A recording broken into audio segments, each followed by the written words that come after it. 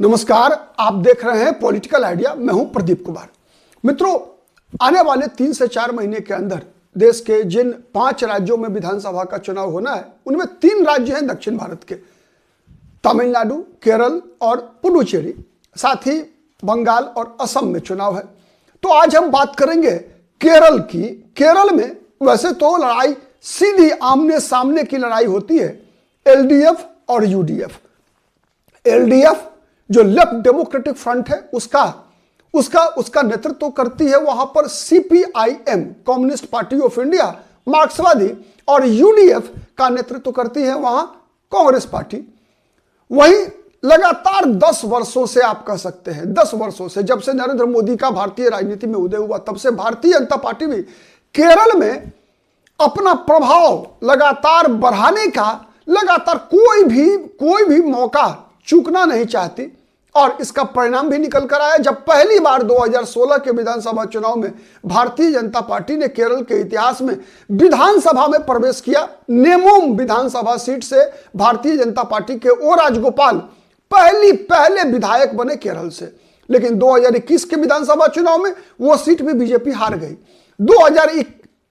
लेकिन 2024 के लोकसभा चुनाव में भारतीय जनता पार्टी ने लोकसभा में खाता खोला पहली बार केरल से, और केरल के त्रिशूर लोकसभा सीट से भारतीय जनता पार्टी के उम्मीदवार के रूप में सुरेश गोपी ने जीत दर्ज की। वर्तमान में वो केंद्र में मंत्री भी हैं। तो मित्रों, केरल में 14 जिले हैं।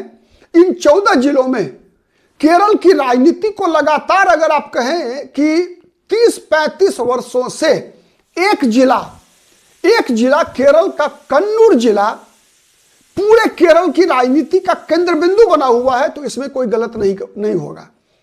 वर्तमान में जो मुख्यमंत्री हैं पिनराई विजयन, वो भी कन्नूर के ही रहने वाले हैं। और पिनराई विजयन और कन्नूर का क्या संबंध है, आप इस बात से आपको अनुमान लगेगा कि वहां पर लड़ाई, केरल की लड़ाई जो है ना, वर्तमान में आप देखेंगे तो सीपीएम या यूडीएफ, एलडीएफ और एनडीए बीजेपी के बीच कम। वहां की लड़ाई पिनराई विजयन, आरएसएस और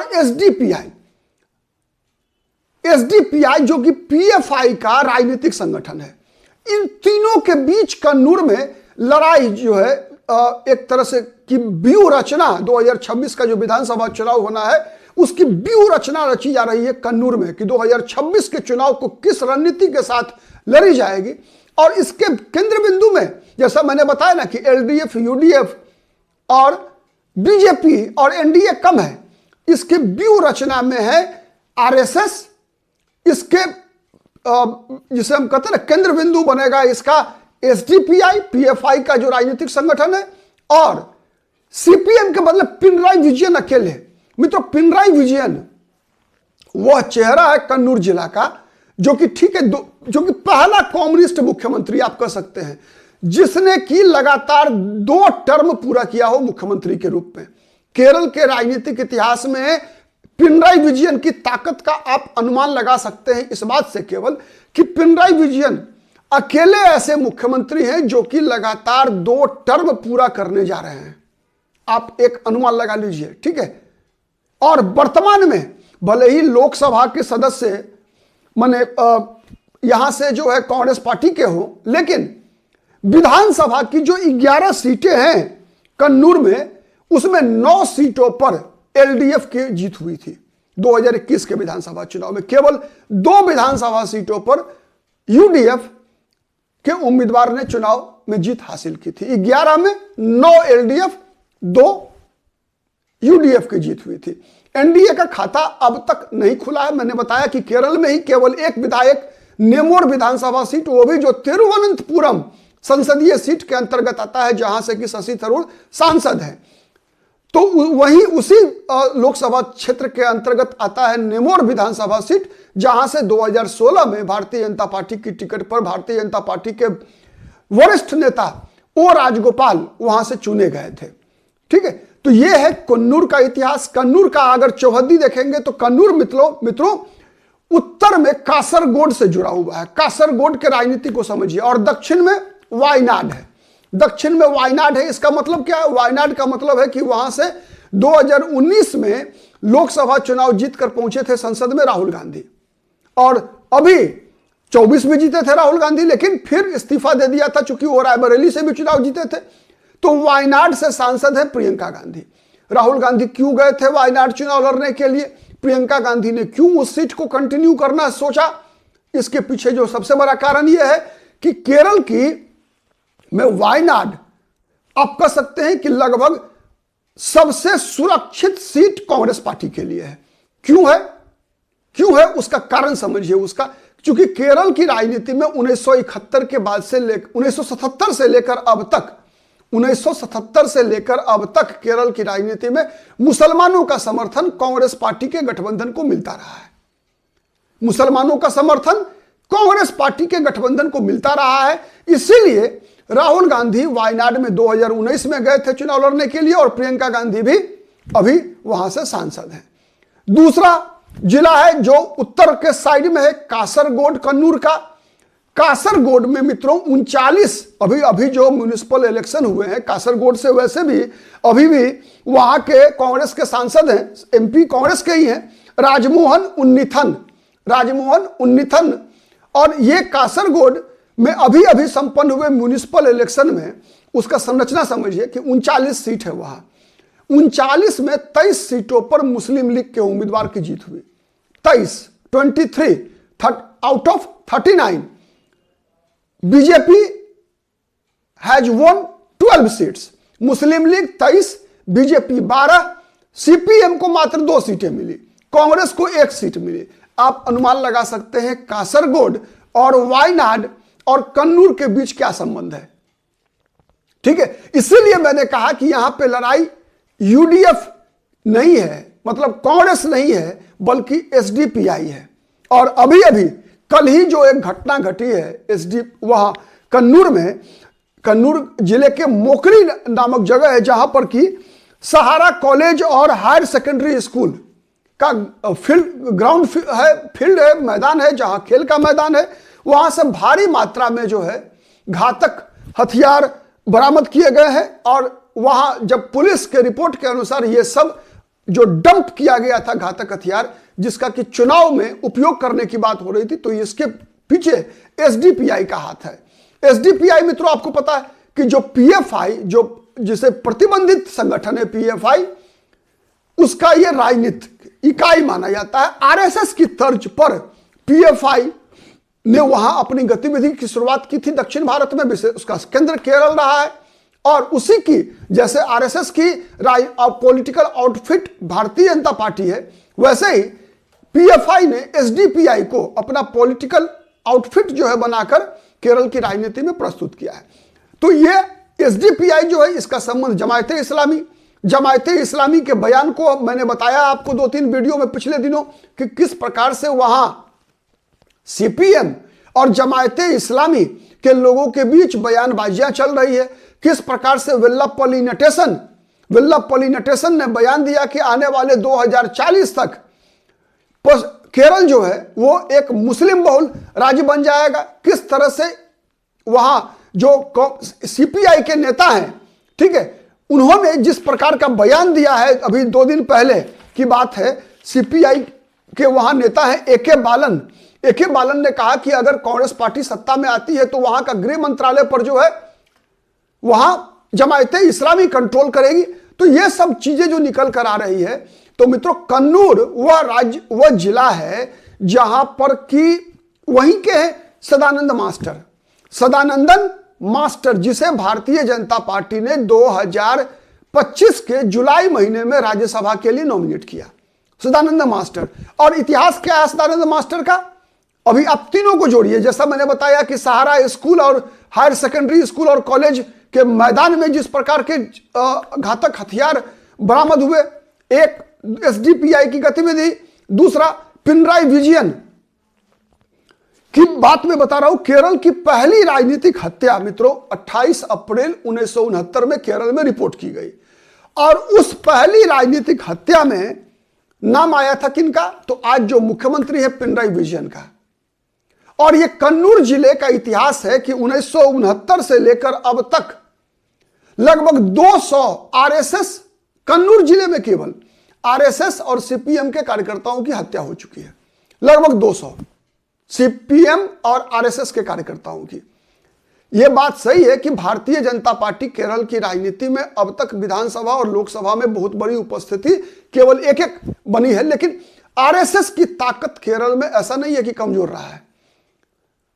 वहां लाखों ऐसे लोग हैं जो राजनीतिक रूप से सीपीएम का समर्थन करते हैं, लेकिन वैचारिक रूप से वो आरएसएस के साथ होते हैं। और इसी कारण से आरएसएस और सीपीएम के बीच टकराव होती है, कई बार हिंसक संघर्ष होता है। हिंसक संघर्ष तो सीपीएम का कांग्रेस के साथ भी होता रहा है। और ये विशेषकर आप देखेंगे तो कांग्रेस और सीपीएम के साथ जो हिंसक संघर्ष का इतिहास रहा, ये 1977 से पहले ज्यादा था। 1977 के बाद सीपीएम कांग्रेस के बदले टकराती रही है आरएसएस के कार्यकर्ताओं से, आरएसएस के स्वयंसेवकों के साथ टकराहट होती रही। इसी क्रम में भारतीय जनता पार्टी ने उन सदानंदन मास्टर को इस बार जुलाई में राज्यसभा का सदस्य बनाया, जो कि वहां पर इस प्रकार की हिंसा के सर्वोत्कृष्ट आप कह सकते हैं एग्जाम्पल है। उनकी दोनों टांगे काट दी गई थी और मरणासन स्थिति में छोड़ दिया गया था। खैर वो जीवित है और उसके बाद से लगातार जो है वो भारतीय जनता पार्टी का काम करते आ रहे थे। तो नरेंद्र मोदी की सरकार ने इनको 2025 में राज्यसभा में भेजने का काम किया है। तो भारतीय जनता पार्टी लगातार जो है केरल में भले ही उसके सांसद नहीं भी रहे थे, तब भी केरल से कई लोगों को मंत्री बनाती रही भारतीय जनता पार्टी केंद्र में। तो ये कन्नूर जिला मित्रों ऐसा है जहां से कि पी विजयन आपको दिखेगा कि साल के 4 साल 11 महीना 5 साल पर चुनाव होता है, चाहे लोकसभा का या विधानसभा का। ऐसी बहुत बड़ी संख्या है कन्नूर में जो 4 साल 11 महीना आरएसएस का झंडा ढोती है। लेकिन चुनाव के दिनों में चूंकि भारतीय जनता पार्टी वहां कांग्रेस और मुस्लिम लीग का जो गठबंधन है, यूडीएफ का जो गठबंधन है, उसका मुकाबला राजनीतिक मोर्चे पर करने में असमर्थ है। और इसीलिए वहां ऐसे मतदाताओं का समर्थन भी पिनराई विजयन को मिलता रहा है। और यही कारण था कि पिछले विधानसभा चुनाव के बाद जब केरल के इतिहास को नकारते हुए सीपीएम की सरकार दोबारा बनी लगातार, तो कांग्रेस पार्टी के जो विधायक दल के नेता चुने गए थे बीडी सतीशन, उन्होंने कहा था कि यह जीत जो केरल में है सीपीएम की, एलडीएफ की, वो भारतीय जनता पार्टी के सहयोग से है। तो उसका भी मुख्य कारण यही था कि जिस प्रकार से पी विजयन के पक्ष में भारतीय जनता पार्टी और आरएसएस के समर्थक कार्यकर्ता भी जुड़े, इसलिए कि उनको लगा कि यहां पर भारतीय जनता पार्टी के उम्मीदवार चुनाव नहीं जीत सकते। लेकिन यह बात तो 2021 की थी, 2021 की थी। लेकिन 2025 में क्या हो रहा है? 2025 में के अंत में जिस प्रकार से म्युनिसिपल कॉरपोरेशंस, मतलब नगर पालिका है, स्थानीय निकाय जो पंचायत का चुनाव हुआ, जिला पंचायतों का चुनाव हुआ, उसमें जिस प्रकार से भारतीय जनता पार्टी को सफलता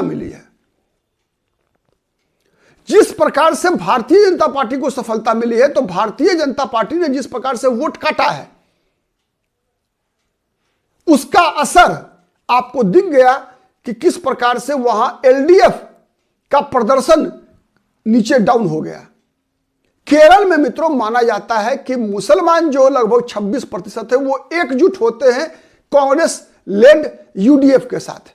क्रिश्चियन वोट में कुछ बंटवारा हो रहा है। इस बार क्रिश्चियन वर्ग में एक समुदाय है, ठीक है, वो कैथोलिक जिसे आप कहते हैं, ठीक है, वो जिनकी आबादी अच्छी खासी है केरल में, भारतीय जनता पार्टी की तरफ भी बहुत आशा बड़ी नजरों से देख रहे हैं। और भारतीय जनता पार्टी के भी संपन्न हुए स्थानीय निकाय के चुनाव में बीजेपी को बड़ी सफलता मिलने का एक कारण यह भी रहा कि केरल के ईसाई जो कि लगातार कांग्रेस के साथ रहा करते थे और कई ऐसे जगहों पर जहां पर कि स्थानीय कारणों से वो सीपीएम की मदद किया करते थे, इस चुनाव में देखा गया कि वो भारतीय जनता पार्टी के साथ आती हुई दिखी है। कई ऐसे क्षेत्र स्थान हैं जहां पर कि स्थानीय निकाय में जो है ये समुदाय जो है वो भारतीय जनता पार्टी के साथ आता हुआ दिखा है, और इससे भी कहीं ना कहीं आप देखेंगे तो भयभीत है।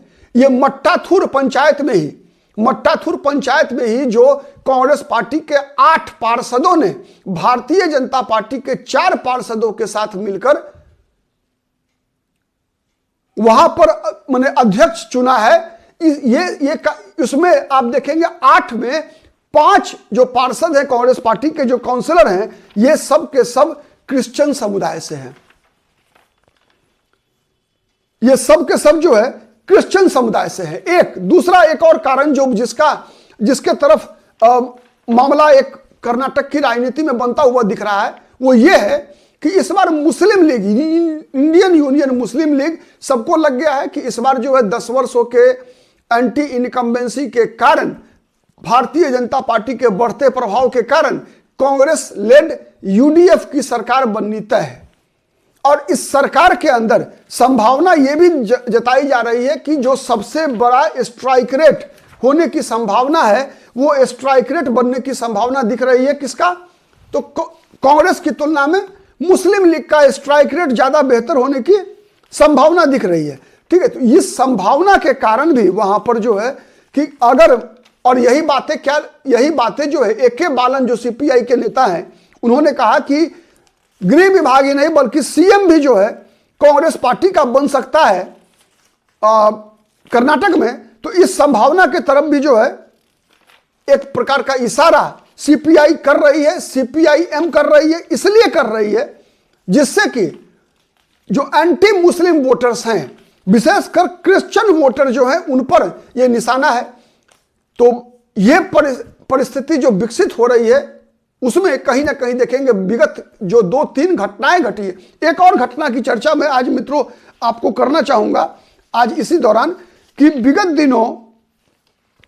दिनों जो आज से भारतीय जनता पार्टी और RSS के 7 कार्यकर्ताओं को अभी जो है अदालत के एक फैसले के तहत जो है आजीवन कारावास की सजा सुनाई गई है।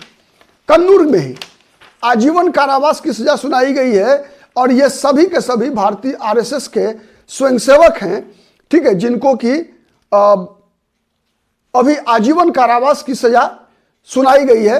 ठीक है, उसमें हुआ था क्या कि CPM के नेता के